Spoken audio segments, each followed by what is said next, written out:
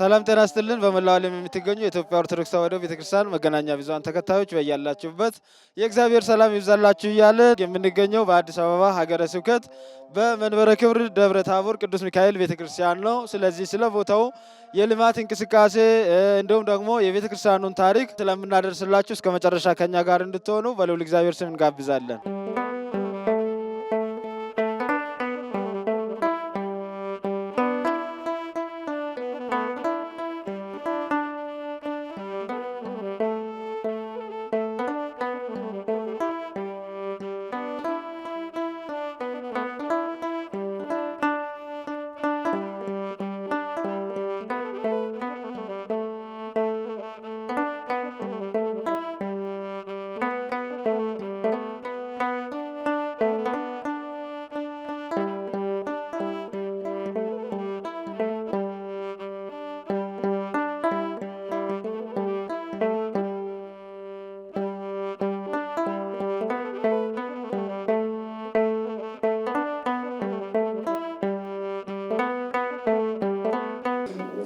ቸሩ አምላክ ሁላችንንም ይባርከን።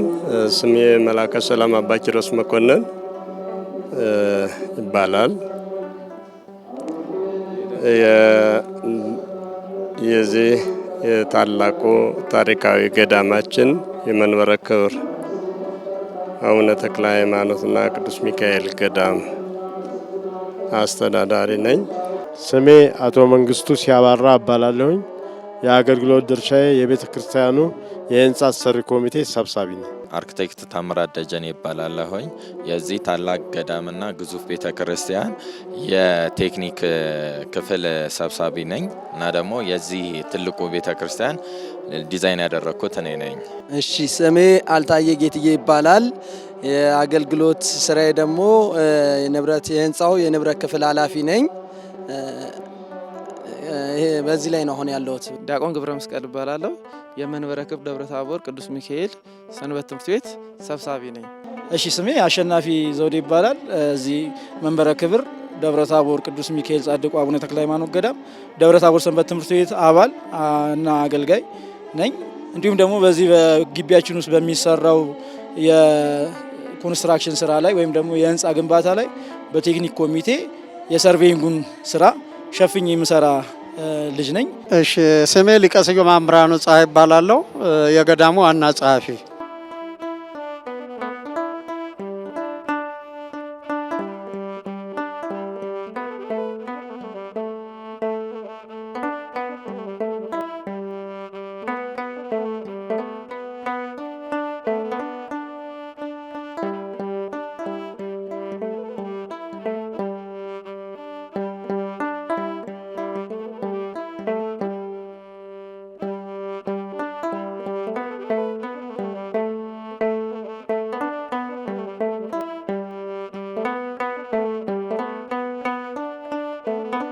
የመንበረ ክብር ደብረ ታቦር ቅዱስ ሚካኤል እና ጻድቁ አቡነ ተክለ ሃይማኖት ገዳም በኢትዮጵያ ኦርቶዶክስ ተዋሕዶ ቤተክርስቲያን በአዲስ አበባ ሀገረ ስብከት የሚገኝ ታሪካዊ ገዳም ነው። ቀደም ሲል በነገስታቱ ዘመነ መንግስት ቀጨኔ መድኃኔዓለም በዚህ ቦታ ይከብር እንደነበረና ይህ ቦታ ታሪካዊ ቦታ መሆኑን የገዳሙ ዋና አስተዳዳሪ የሆኑት መላከ ሰላም ቆሞስ አባ ኪሮስ መኮንን ይናገራሉ። ገዳሙ ታሪኩ ቀደም ሲል በዚህ መልካም ምድሩ ላይ አሁን ቅዱስ ሚካኤል እና አቡነ ተክለ ሃይማኖት አገልግሎት ከመስጠቱ ቀደም ሲል በዚህ በነገስታቱ ዘመነ መንግስት መድኃኔዓለም ቀጨኔ መድኃኔዓለም እዚህ ይከብርበት ነበር፣ ይገለገልበት ነበር። ለዚያ ምስክሮቹ የአገልግሎቱ የቤተ መቅደሱ ቅሬታ አካሉ ነበረ። ይህንን ከማንሳታችን በፊት ቀደም ሲል የነበረው ታሪክ በልጅ ኢያሱ ወደ ታች መድኃኔዓለምን የስራ የቦታ ሽፍት ከመደረጉ በፊት እዚህ ይገለገልበት ነበር ማለት ነው ታሪኩ። ለዚያ ምስክሮቹ ምናልባት ዙሪያውን በኋላ ታዩታላችሁ። በነገስታቱ የተከለው አጸዱ ምስክር ነው። ከ100 ዓመት በላይ ያለው በተፈጥሯዊ በጽድ በቤተ ክርስቲያን ውበት በሆነው በጽድ የከበረ ቦታ ነው ማለት ነው። ይህ ምስክርነቱ ታሪኩ አንዱ ይህ ነው። ሌላኛው ሲቀጥል የአካባቢው ነዋሪ እኔ ከዛሬ ከ6 ዓመታት በፊት ቅዱስ ሚካኤልና አቡነ ተክለ ሃይማኖት የ25 ዓመት አገልግሎት ጊዜ ያላቸው ናቸው ማለት ነው። ከዚህ ሰዓት ቦታው ስያሜውን መንበረ ክብር ደብረ ታቦር ቅዱስ ሚካኤል ወአቡነ ተክለ ሃይማኖት ገዳም ተብሎ የተሰየመው በብፁዕ ቅዱስ አቡነ ጳውሎስ ከ20 ያላነሱ ሊቃነ ጳጳሳትን ይዘው መጥተው የሀገራችን ኢየሩሳሌም ነው ወይም የሀገራችን ደብረ ታቦር ነው። ደብረ ታቦር እንደሚታወቀው ከኢየሩሳሌም ከተማ ወጣ ባለ በስተ ምስራቁ የሚገኝ ከፍታ ያለው ቦታ ነው። ከዚያ ጋር አነጻጸሩና ከአዲስ አበባ ከፍ ብሎ መልክዓ ምድሩ በማየታቸው ይሄ የሀገራችን ስጦታ ትልቁ የዘመናችን ያገኘነው ደብረ ታቦር ሲሉ በዚያ መስለው የተሰየመ ነው ማለት ነው። አንዱ ታሪኩ ይሄ ነው ማለት ነው። ቦታው ታሪኩ ያው 1992 ዓመተ ምህረት ነው ይሄ ታቦት ወደዚህ ቦታ ላይ የመጣው። በእርግጥ ከዛ ቀደም ብሎ ሰንበት ትምህርት ቤቱ ጥቅምት 12 አካባቢ ነው የተመሰረተው። ይሄም ማለት ግን ዳመራ አሁን አሉ አንድ አባት አሉ አባ ኃይለ ገብርኤል መላከ ኃይል አባ ኃይለ ገብርኤል የሚባሉ እሳቸው ናቸው እዚህ ቦታ ላይ ትልቅ አስተዋጽኦ ያደረጉት።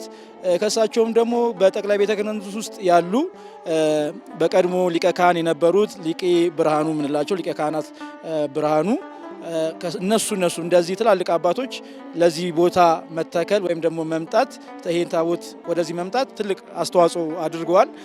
በዚህ አጋጣሚ ይሄ ገዳም ወይም ደግሞ ይሄ ደብር 25ኛ ዓመቱን የብር ኢዮቤልዩ በዓል አክብሯል።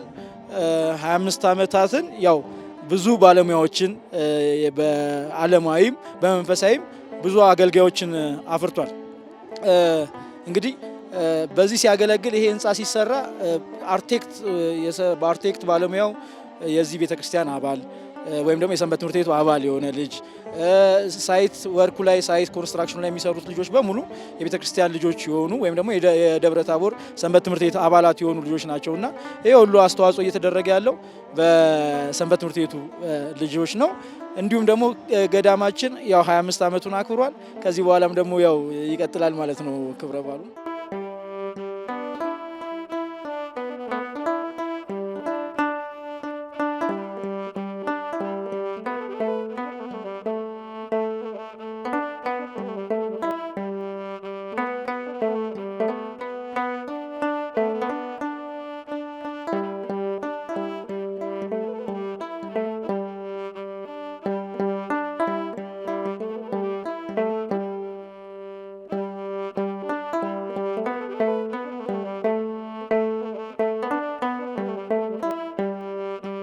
የልማት እንቅስቃሴው እንደ መልክዓ ምድሩ ቀዝቃዛማ እንደመሆኑ መጠን ጠንከር ያለ ብልህና በሳል አስተዋይ ያለው ህንፃ ኮሚቴ ያለበት ነው።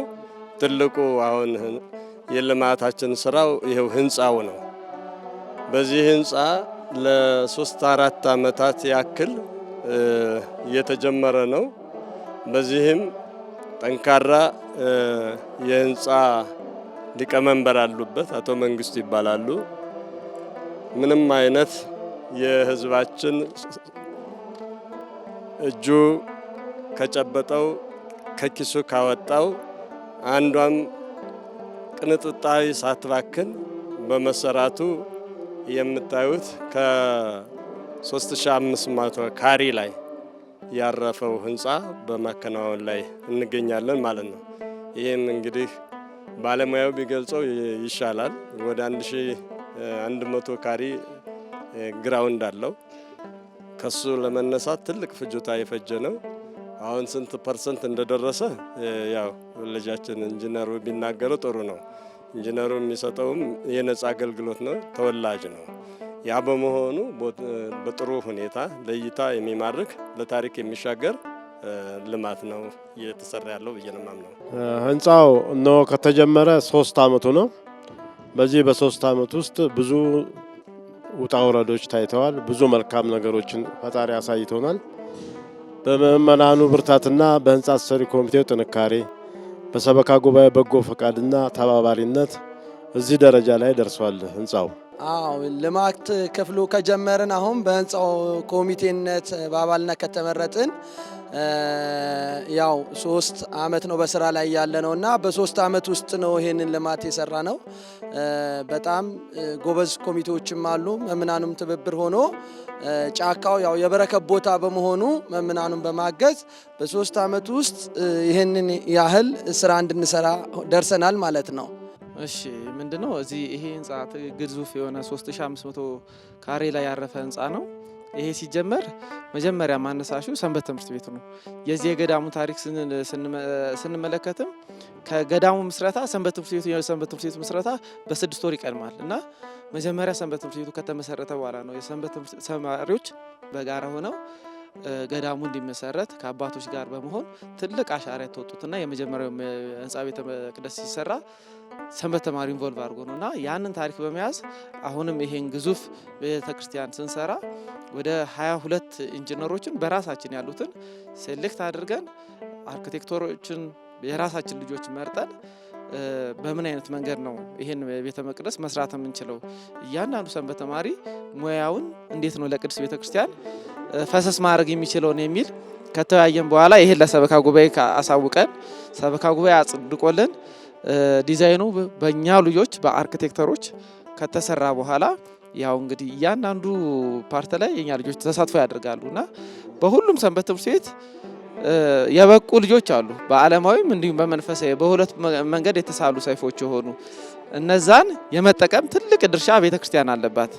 አሳድጋ መጨረሻ ላይ ካደረሰች በኋላ ቤተክርስቲያን ደግሞ ይዛ መጠቀምና እንደዚህ ለቤተክርስቲያን ቁም ነገር የሚሰሩ ትላልቅ ነገሮችን የሚሰሩ ፕሮጀክት ቢቀረጽ ይሄ ከዚህ ሰንበት ትምህርት ቤቱ ይሄ ህንጻም ብቻ አይደለም አጠቃላይ የቤተክርስቲያናችን የካርታ ይዞታ 158000 ካሬ ነው። ይሄ ራሱ ማስተር ፕላን ተነስቷል፣ ሰርቬይ ተነስቷል። የ158000 ካሬ ሰርቬይ መሰራት ማለት በጣም ብዙ ሂውጅ የሆነ ነገር ነውና ሰርቬይ ሰርተው በእኛ ልጆች ማስተር ፕላን ተሰርቶ አሁን እንግዲህ የሚገኘው ቤተክርስቲያኑ የመጀመሪያው ስላፍ ተሞልቷል። እንደገና ደግሞ ቆረጣ ላይ ነን ማለት ነው እና በእንደዚህ አይነት መንገድ ነው የእኛን ልጆች ከገዳሙ ጋር በማዋሃድ እንደዚህ አይነት ትላልቅ ድርሻዎችን እየሰራን የምንገኘው ማለት ነው።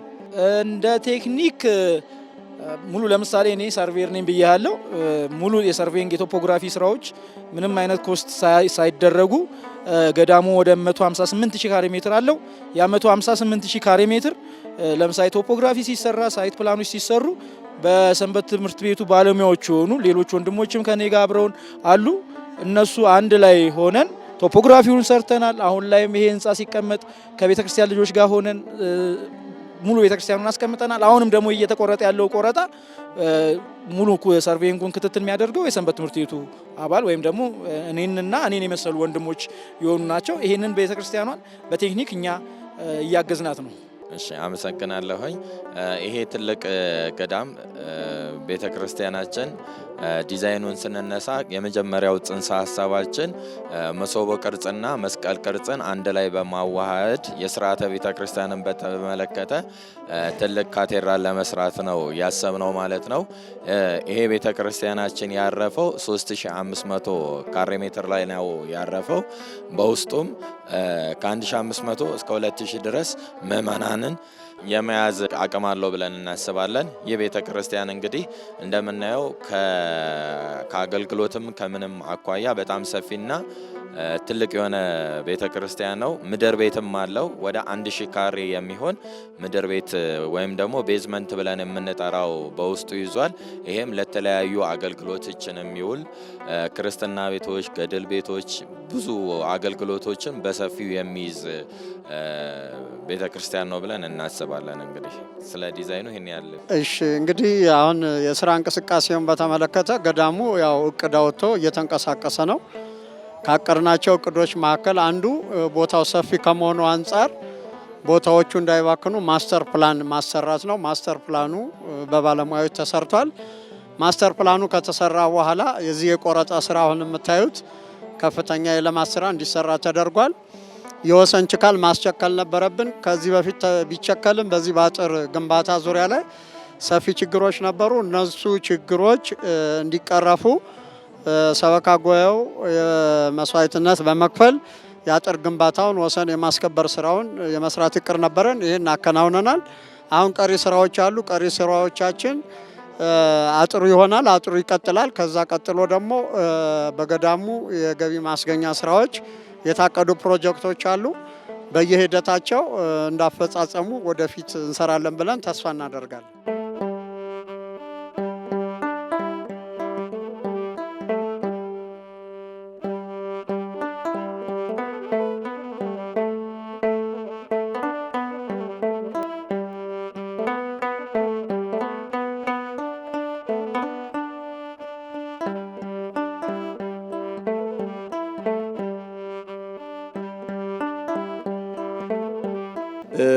እቅዳችን እንግዲህ አሁን ቅድም እንደተናገርኩት የባለሙያ ድርሻ ሊሆን ይችላል ስንት ፐርሰንት እንደተገሰገሰ የቀረውን ጊዜ አሁን ወደ ኮንክሪት የጣራ ኮንክሪት ነው በኮንክሪት ነው የሚሰራውና እሱነን የሚቀጥለው አመት ቢያንስ የጣራ ፍጆታውን እናከናውናለን ብለን እቅዳችን አንዱ ይሄ ነው።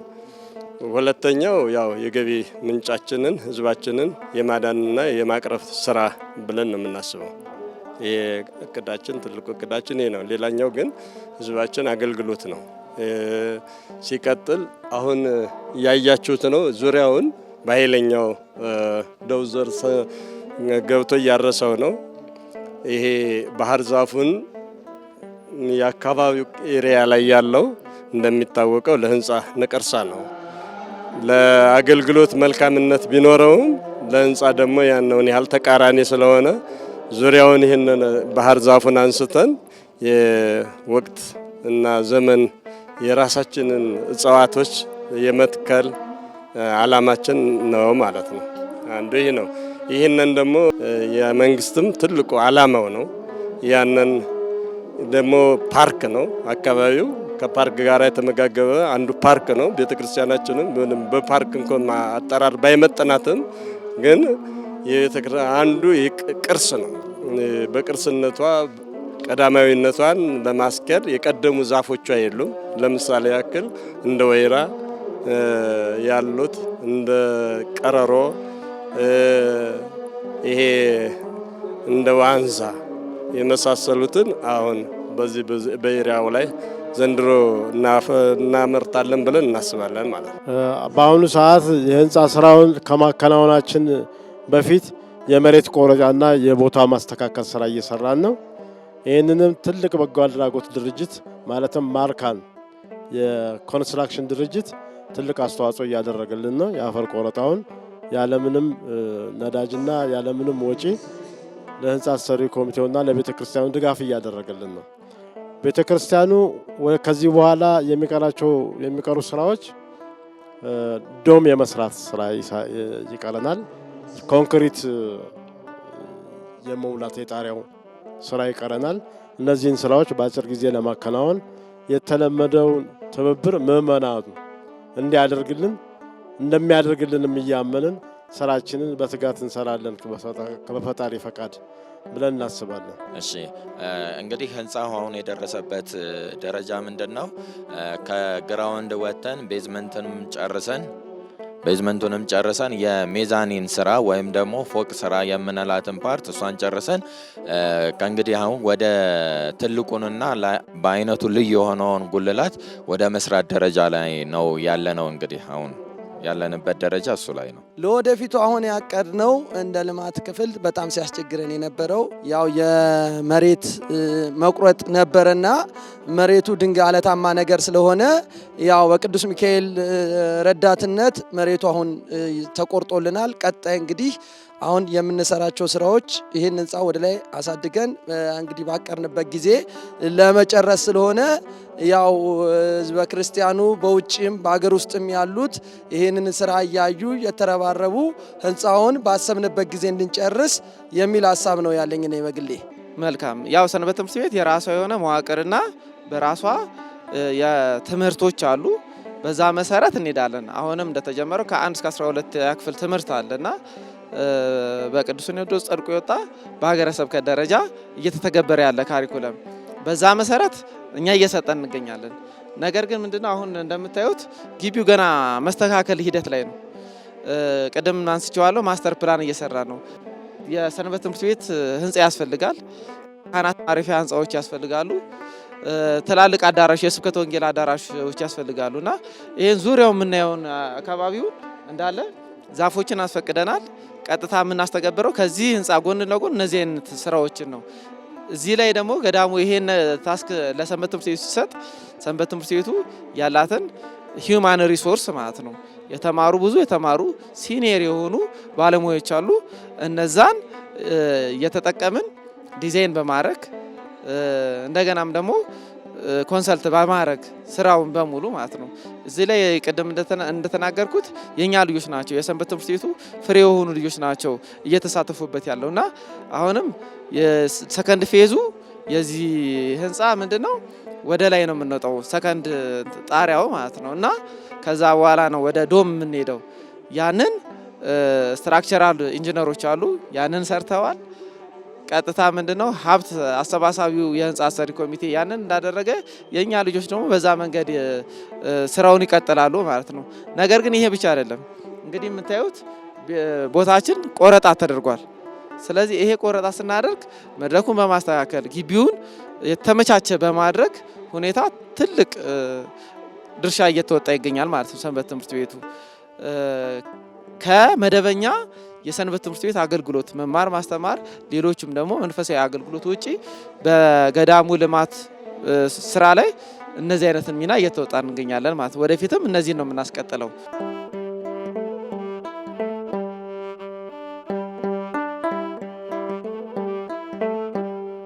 ቅዱስ ጳውሎስ በአገልግሎታችን እንትጋ በማለት በሮሜ ምዕራፍ 12 ቁጥር 7 ላይ በተናገረው ቃል መሰረት የቤተ ክርስቲያናችን ተልእኮ ያላመኑትን ማሳመን፣ ያመኑትን መጠበቅ፣ የጠፉትን መፈለግ ነው። በዚህ በመንበረ ክብር ደብረ ታቦር ቅዱስ ሚካኤልና ጻድቁ አቡነ ተክለ ሃይማኖት ገዳሚም ሁሉም የአገልግሎት አይነቶች እንደሚከናወኑ የገዳሙ ዋና አስተዳዳሪ የሆኑት መልአከ ሰላም ቆሞስ አባ ኪሮስና የደብሩ ዋና ጸሐፊ ሊቀ ስዩማን ብርሃኑ ፀሐይ እንደሚከተለው ገልጸውልናል። አገልግሎቱ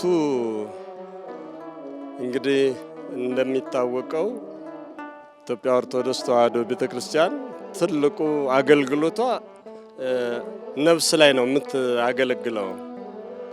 እግዚአብሔርን የሚያውቅ ሕዝብ፣ እግዚአብሔርን የሚፈራ ሕዝብ፣ ሀገሩን የሚወድ ሕዝብ፣ ክርስትናውን አጽንቶ የሚይዝ በክርስትናው ሕይወት በክርስትና ሲለካ ነው ክርስቲያን ነው ማለት የሚቻለውና ሕዝባችንን ክርስቲያናዊ ሕይወቱን መሰረታዊ ሕይወቱ የመጨረሻውን የእግዚአብሔርን መንግስት እንዲወርስ ጥሩ አገልግሎት እየተሰጠ ነው ያለው።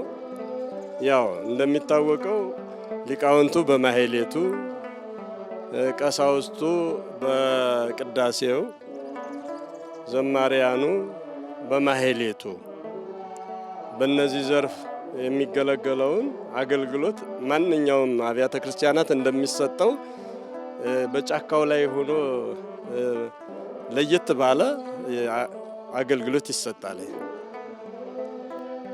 በብዙ መምህራን ከ10 ባላነሱ በዚህ ላይ እንግዲህ ገዳም ነው።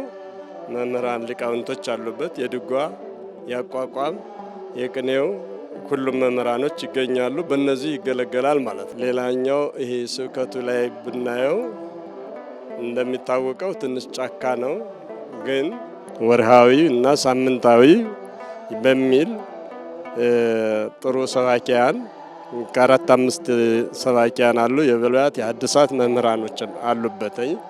በዚህም እንደሚገለገል መረዳት ይቻላል። ሌላው የምትፈልጉት ለሚለው የሚያስተላልፉት መልእክት ለሚለው እንግዲህ ከማህበረሰቡ ትንሽ ራቅ ያለ ነው። መመራቁ መልካም ነው። ገዳም ትንሽ ገለል ያለ ቦታ ሲሆን ነው ገዳም የሚሆነው እንጂ ከዓለሙ ውስጥ የተቀላቀለው ገዳም ነው ብለን አናምንም። ይሄ ግን ትንሽ ወጣም ያለ ደብረ ታቦር እንዳልሁት መጀመሪያ ወደዚህ መጣችሁ በረከት አግኝታችሁ አብረን የእግዚአብሔርን መንግስት እንድንወርስ አብረን እንድንጸልይ ስለ ሀገራችን፣ ስለ ሰላማችን፣ ስለ ፍቅራችን ሁሉም መጨረሻው ተብሎ ቢዘገይ ሞት አይረሳም።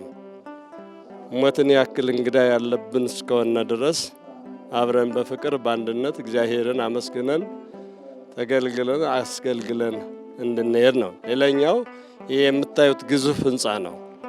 ይህ ግዙፍ ህንፃ የሁላችሁም አሻራ ሊኖርበት ይገባል። አብረን እንድንጸድቅ አብረን መስጠት ይገባል። አብረን እንድንጸድቅ አብረን መስራት ይገባል። ሁሉም አቅም ያለው በአቅሙ፣ ጉልበት ያለው በጉልበቱ፣ ሀብት ያለው በሀብቱ። መቼም ጸጋና ስጦታዎች እየቅሎች ናቸው። የጸሎትም ጸጋ የተሰጠው እግዚአብሔርን በር የሚያንኳኳ የእግዚአብሔርን በር የሚከፍት ጸሎትህ እየሰመረልህ ይህንን ቤት የእግዚአብሔርን ቤት የጋራችን መገልገያ የሆነውን አስቡ ነው የምለው። ለዚህ አብረን እንጽደቅ። አገልግሎቱን በተመለከተ እንግዲህ ይሄ ቦታው እንደምታዩት ገዳም ነው። ገዳማዊነቱ ቦታው የበረከት ቦታ ነው። አገልግሎቱ እንደማንኛውም አብያተ ክርስቲያናት ሙሉ አገልግሎት፣ ሙሉ አገልጋይ፣ ሁሉንም ያማከለ አገልግሎት የሚሰጡ ባለሙያዎቻችን አሉ። በማህሌቱም መምህራኖቻችን አሉ። ካህናቱም ዲያቆናቱም ሌሎች የቢሮ የሚያስተዳደር ሰራተኞቻችንም በሙያም በእውቀትም የተገነቡ ናቸው። ይህን እንግዲህ አስተባብረን የተሻለ ነገር ለምእመናኑ አገልግሎት እንሰጣለን ብለን ተስፋ እናደርጋለን።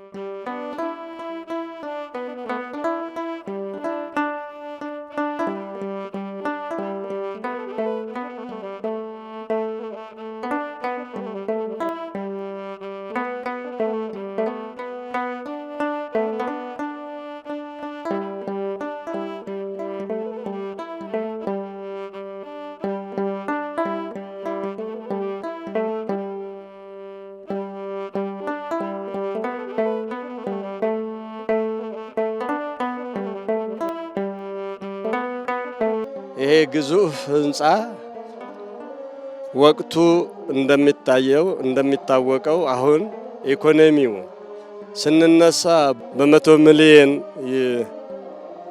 ይጠናቀቃል ብለን ነበር የተነሳ ነው። አሁን ግን ኑሮው ከገበያው ግሽፈት የተነሳ ያን ጊዜ የነበረው ጠጠር ዋጋ አሁን በእጥፍ ጨምሯል። አሸዋውም በተመሳሳይ፣ ብረቱም በተመሳሳይ፣ ሲሚንቶውም በተመሳሳይ ነውና ሁላችሁም አግዛችሁን የተጓተተ ህንፃ እንዳይሆን በጊዜ እንዲከናወን ሁላችሁም ባላችሁ እግዚአብሔር ባወቀው እኛ ባላየን በማናውቀው እናንተና እግዚአብሔር በምታውቁት እግዚአብሔር በለገሳችሁ ሀብታችሁ ከጎናችን ተሰለፉ እንላለን። እግዚአብሔር ሀገራችን ኢትዮጵያን ይባርክ። ሰላም እግዚአብሔር ከሁላችን ጋር ይሁን። በዓሉን የሰላም የጤና የበረከት በዓል ያደርግልን። ህንፃው ትልቅ ህንፃ ነው። ታሪክ የሚሰራበትና የትውልድ አሻራ የሚያርፍበት ነው። ምዕመናኑ ትልቅ አስተዋጽኦ አድርጎልናል። አሁንም የሚቀጥለውን አስተዋጽኦ እንዲያደርግልን እየለመንና እየጠየቅን 3500 ካሬ ላይ ነው ያረፈው ህንፃው። ከስር 1100 ወደ 200 የሚጠጋ ቤዝመንት አለው። እንዲህ ወደ ኋላ ስናየው ብዙ ስራዎች ይቀራሉ። ለዚህ ስራ ደግሞ ተግተን መስራት ያስፈልጋል። ምዕመናኑን በጎ አድራጎት እንዲያደርግልንና በተለያየ አገር ያሉ በጎ አድራጊ ምዕመናን ባለጸጎች ለመስጠት የታደሉ እነሱ ትብብር እንዲያደርጉልን እንጠይቃለን። ወደፊትም ይህን ስራ ከግብ ለማድረስ ካጠገባችን እንዲቆሙልን ምናልባትም የክቡር አባታችን መላከ ሰላም የቤተ ክርስቲያኑ አስተዳደር ትልቅ አስተዋጽኦ እያደረጉልን አጠገባችን ሆነው የሰበካ ጉባኤው ያልተለየ ድጋፍ ካጠገባችን ምን ጎደላችሁ ብሎ እየጠየቀን ነውና በጣም ሳናመሰግን አናልፍም። ወደፊትም ትብብራቸው እንዳይለየን በጎ አድራጎታቸውን እንዲያደርጉልንና ድጋፋቸውን እንዲያደርጉልን እንጠይቃለን። በምናስቀምጠው የአካውንት ቁጥራችን ከስር በምናስቀምጠው አካውንት ቁጥራችን እርዳታቸውን እንዲሰጡን በኢትዮጵያ ንግድ ባንክና በአባይ ባንክ ከታች በሚተላለፉ የስልክ ቁጥሮች አማካኝነት እጃቸውን እንዲዘረጉልንና አስተዋጽኦ እንዲያደርጉልን የተከበረው ምዕመናንን እንጠይቃለን። እሺ እንግዲህ እኔ የማስተላልፈው መልእክት ምንድነው? ሁላችንም እንግዲህ የቤተ ክርስቲያናችን ልጆች ወይም ፍሬዎች በመሆናችን አኳያ ይህ ግዙፍ ቤተ ክርስቲያን በአይነቱ ልዩ ሆኖና በአግባቡና በጥንቃቄ ተሰርቶ እንዲያቅ በሙያ ማገዝ የሚችሉ ካሉ ቤታችን ክፍት ነው። ሙያዊ አገልግሎት መስጠት ለሚፈልግ ሙያዊ እርዳታ ለሚፈልግ ቤታችን ቢሮአችንም ክፍት ስለሆነ መተን ተጋግዘን ቤተ ክርስቲያናችን ብንሰራ ደስ ይለናል ብለን እናስባለን። እንግዲህ ቀረ የምለው በዚህ በኮሚቴ ውስጥ አንዳንድ አባቶች ታላላቅ ወንድሞቻችን ከግላቸውም ትልልቅ አስተዋጽኦ እያደረጉ ይህን አገልግሎት ላበረከቱና ለገዳሙ ሰበካ ጉባኤ አባላት እንደዚሁም ደግሞ ለገዳማችን ዋና አስተዳዳሪ ትልቅ ቀናነት ስላለው ተሳስበን ተመካክረን ስለሰራን ይሄን እንዲደርስ የተደረገው ያ ውቅረቱ በህብረት በመስራታችን ነውና እነዚህ የተጠሩትን አካላት በየደረጃቸው ለማመስገን እፈልጋለሁ። እሺ መልካም። ምንድነው ሰንበት ትምህርት ቤት የቤተ ክርስቲያን አንድ አካል ነች። ስለዚህ እያንዳንዱ እንቅስቃሴያችን መሆንም ያለበት የተለያየ የሰንበት ትምህርት ቤቱ እንቅስቃሴ መሆን ያለበት ከገዳሙ ከቤተ ክርስቲያኑ ከአድባሩ ጋር የተጣመረ መሆን መቻል አለበት። በጋራ ስንሰራ የሚታይ ተጨባጭ የሆነ ለውጥ ማምጣት ይቻላል በጋራ ስንሰራ። ነገር ግን ሰንበት ትምህርት ቤትና ገዳም ኦር ደብር የተለያየ ተደርጎ ሳቢ ሲሰራና በተለያየ መንገድ ሲሮጥ አብዛኛ ቤተክርስቲያናትና የተን ከሆነ ሰንበት ትምህርት ቤትና የቤተክርስቲያኑ እንትን የተለያየ አመለካከት አለና እዚህ ግን እንኳን ከስራ አልፎ ማዕድ እንኳን በጋራ ነው እንትን ምንለው ክብረ በዓል ካለቀ በኋላ ማለት ነውና የበራሳችን ዲያቆናቶችም አሉ ቤተ መቅደስ አገልግሎትን የሚያገለግሉ ወደ 50 ዲያቆናቶችን ሰንበት ትምህርት ቤቱ ማፍራት ችሏል። በዚህ አገልግሎት እያገለገሉ ይገኛሉና ስለዚህ ሌሎችም ሰንበት ትምህርት ቤቶች መውሰድ ያለባቸው ብዬ የማስበው ከቤተ ክርስቲያን ከአስተዳደሩ ጋር በጋራ በመሆን አንድ አይነት እቅድን በማውጣት ተራማጅ የሆነ አሻጋሪ የሆነ ለትውልድ ተላላፊ የሚያስተላልፉበትን ሰንበት ትምህርት ቤት ነው። እንዲሁም ቤተክርስቲያንን የምናሻገርበትን መንገድ መፍጠር ቢቻል መልካም ነው ለማለት ፈልጋለሁ። እሺ ያው እንግዲህ ቤተክርስቲያን ብዙ ሰፊ ነች። በተለይ ደብረ ታቦር አፍርታቸው አሳድጋቸው ለቁም ነገር ያበቃቻቸው ልጆች አሉ። በውጭ ዓለም በአውሮፓም በሰሜን አሜሪካም ያሉ ወንድሞች አሉ፣ አገልጋይ ካህናት አሉ፣ መምህራን አሉ። ከዚህ ሄደው ወደዛ ዓለም ውስጥ ያለው እንግዲህ ይሄን ቤተክርስቲያን ከዚህ ቀደምም ጎብኝተውታል፣ በተለያዩ በሶሻል ሚዲያ የማይተውታል። እስከዚህ በፊት የሚያደርጉትን አስተዋጽኦ አሁንም እንደው ጨምረውና ከዚህ አስበልጠው የተሻለ ድጋፍ እንዲያደርጉልን በቅዱስ ሚካኤል ባሳደገን መልአክ ስም ጥሬን አስተላልፋለሁ። እንግዲህ አሁን ማስተላልፈው መልእክት በቀጣይ የአጥር ግንባታ ወሰናችንን የማስከበር ስራ እንሰራለን። እዚህ ስራ ላይ በሀገር ውስጥም በውጭም ያሉ የእምነቱ ተከታዮች አቅማቸውን የሚችለውን ያህል ድጋፍ እንዲያደርጉ በቅድስት ቤተክርስቲያን ስም ጥሬን አስተላልፋለሁ። አመሰግናለሁ።